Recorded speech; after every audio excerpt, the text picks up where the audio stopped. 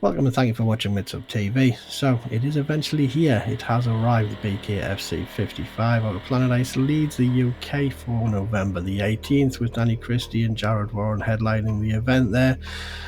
Andrew Batewell put together yet another fantastic card, absolutely knocking it out of the park again. So difficult to pull this card apart. They are really close, all of them. So I'm going to just breeze through them all as quickly as I can, and then I'm going to, just for a bit of fun, I'm going to have a bit of a prediction winners table at the end, and see where we go. So let's have a look.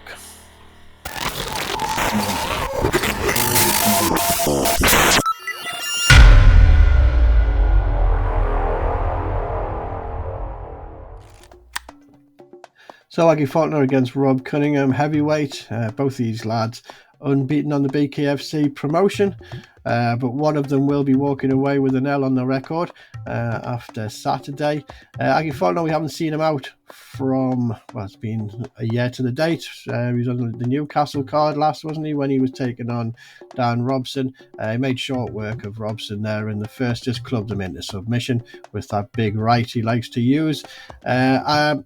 Rob Cunningham, we've seen him out a couple of times, once on the Gromda promotion and then more recently against Wayne Morgan on the BKFC there, where he walked away with the win.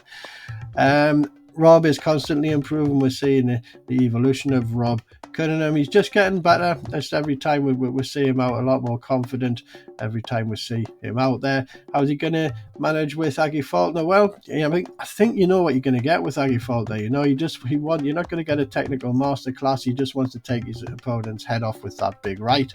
And, you know, if Rob is prepared for that, figured out a way around it, how to use that, you know, it could be very interesting. So I'm looking forward to this one. Going to be an interesting matchup. So Johnny Graham against Abel Radomski. This is welterweight, so these two are meeting at 165. Yeah, a little bit of an unknown in Radomski for me. I have had a look at him with gloves on. He looks strong. He looks like he could be a very durable opponent. Johnny Graham, I really liked his performance. His debut against Will Cairns. I thought he looked quite slick. He did seem to get lost a little bit. The closer in he got, a little bit more lost he got. So I'm wondering if Radomski's going to make that his game plan there. But at range, yeah, I thought Graham looks the far more slicker of the two in the boxing world.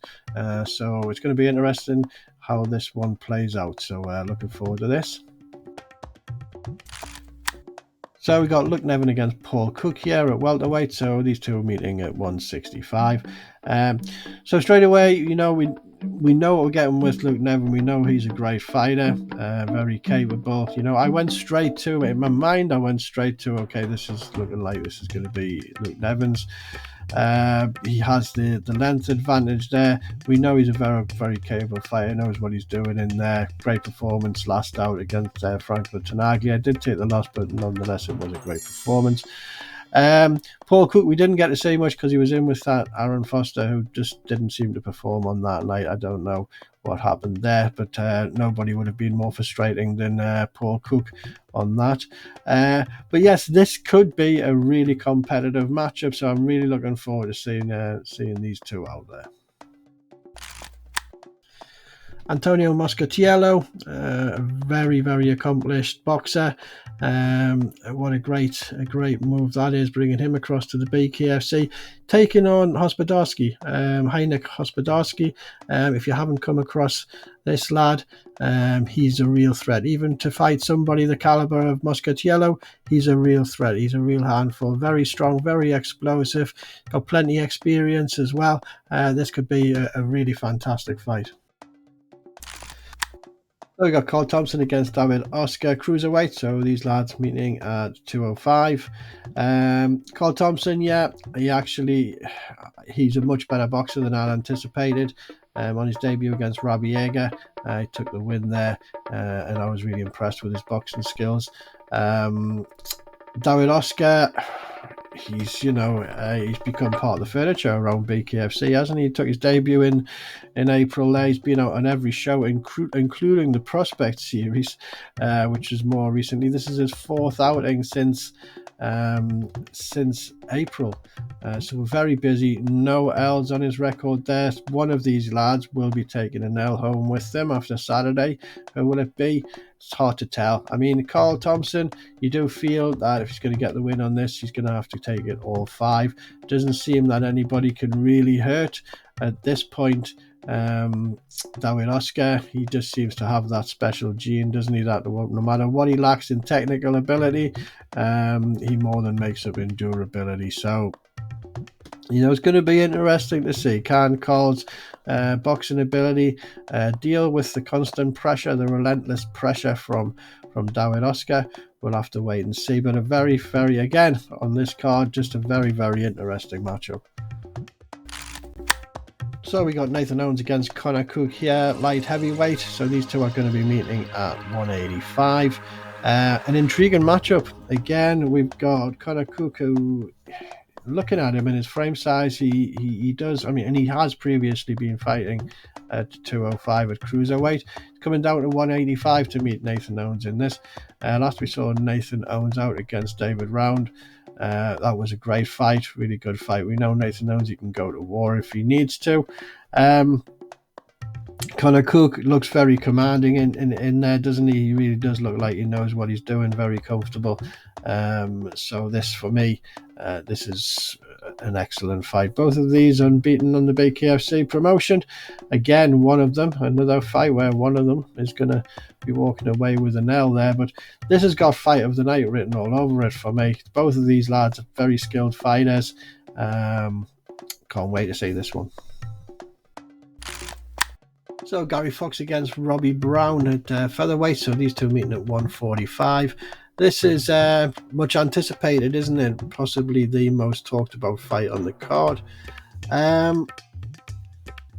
There's a lot to prove here for Robbie Brown, I feel. He's exploded onto the scene, and for me, he hasn't had a competitive competition yet in bare knuckle. That Ben Hatchett experience wasn't competitive. I don't know what was going on with that. But you can't question Robbie Brown's character. We've seen him on his debut in the King of the Streets. He got the win there. All that was ground game though, so that's his MMA playing out in that one. Then he took on the two big heavyweights and walked away with the win on that. So you can't question his character. Very brave, great lad. And he's brought a lot of eyes to the BKFC as well. He's just exploded onto the scene, hasn't he? Gary Fox, we know what we're getting with Gary Fox. He's very experienced. He's got a lot of experience. He's a very good fighter. Anything that Gary Fox lacks in technical abilities in competition, he is going to make up for in his durability, and he's just an outright very, very tough man. So he's an absolute handful for anybody at 145. You do feel that, if Robbie Brown manages to get through Gary Fox, he's made a massive statement. This is his first competitive fight in bare knuckle. There's a lot of people, predicting that Robbie Brown's going to walk away with the win on this, and I think that's that's a true support that he has. But yet, for me, he's to prove that this is his proving point. The proof is in the pudding, and we're going to see exactly what he's made of here. If he walks away with the win against Gary Fox, he's made a huge statement. Gary Fox is a nightmare for anybody at 145.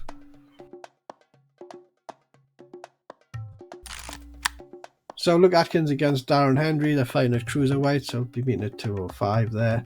And yeah, this completely open for me. I really have no predictions on this one at all. Wait until the night to see what plays out in this one. Interesting matchup. So Danny Mitchell against John Ferguson, light heavyweight. So meeting at 185. This is another intriguing how these matchups have come about. Is it's just fantastic. This whole card is just littered with unknowns. We know Danny Mitchell, very experienced, excellent fight IQ. John Ferguson, excellent boxer. John Ferguson, for me, he's overlooked a lot. He's not talked about enough in the 185 division as far as I'm concerned. He's a great boxer. He took a win over Tom Scott. We know how good a boxer Tom Scott is. Took the win over Tom Scott in his debut back in Newcastle, November, so a year ago. I know John has been out a couple of times in a gloved competition, and he fought on Gromda as well since.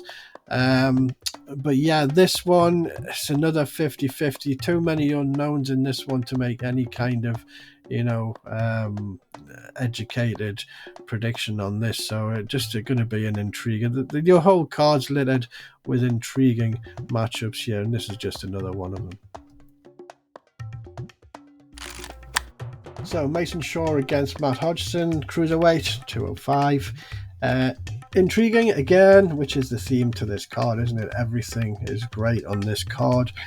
On the grand scale of things, on this one, I just feel, Mason Shaw, as you'll have heard me say before, if you're a follower, that anybody you can hang with Mason Shaw in there is doing an excellent job.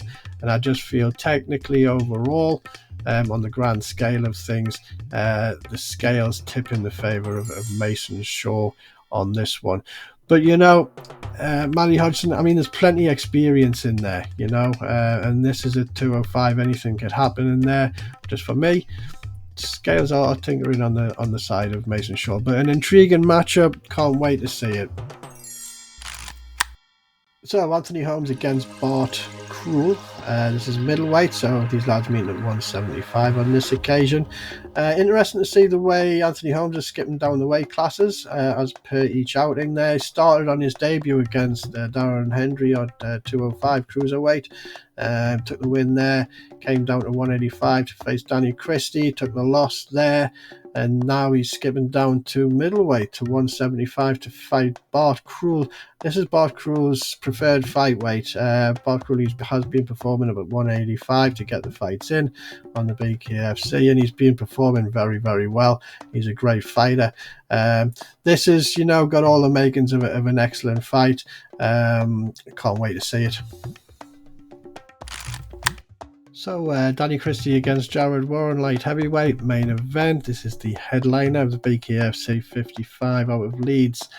Interesting matchup this. I think we could be in for quite a purist bare knuckle boxing matchup here. I don't think Jared, I think he likes to fight pretty much like how I expect Danny Christie would prefer to fight. We know Danny Christie in his outings, he's been in with a couple of lads that have been efficient within the MMA world, and he struggled a little bit with the clinch work, hasn't he? I think this is going to really suit him. I think Jared Warren wants to fight boxing at range, and I think that suits Christie. So we could be in for a really interesting boxing match, purest boxing match here, bare knuckle boxing match between these two, and I think that would be a really good display for the crowd between these two. Jared Warren, he's not particularly fast either. We know that Christie, he struggled a lot with the speed of Anthony Holmes. Jared Warren isn't anywhere near the speed that Holmes carries. So I think it all falls in the favour for Christie for me, but interesting nonetheless. And again, as per the entire card, really looking forward to this one.